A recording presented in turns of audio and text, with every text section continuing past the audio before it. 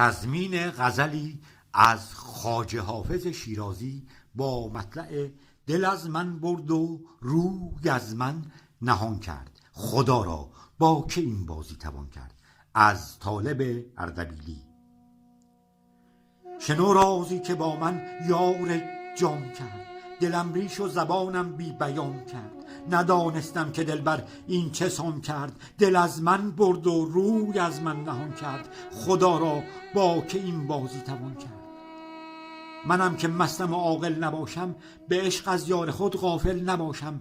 چسان پس عاشق عامل نباشم، چرا چون لاله خونین دل نباشم، که با من نرگس او سرگران کرد.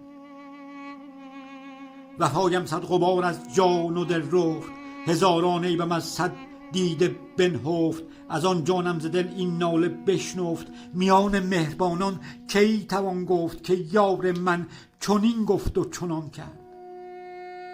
دلا شمع وفای جان بیفروز، که آخر گویمت ای بخت فیروز.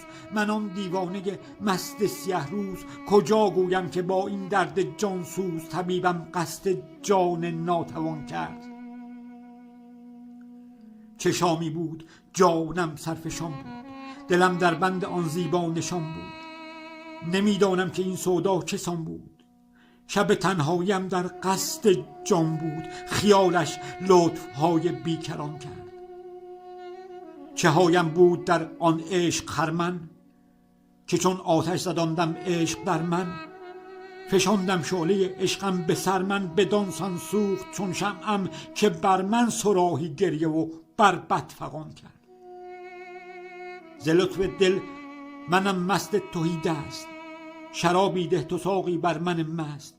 کنون جانم ز تن خواهد که برجست، صبا گر چاره داری وقت است، که درد اشتیاقم قصد جان کرد. چو دل بر روی خود مهمان نکردی، سرافشانی من پنهان نکردی. شنو تا درد من درمان نکردی، عدو با جان حافظ آن نکردی، که تیر چشم آن ابرو کمان کرد.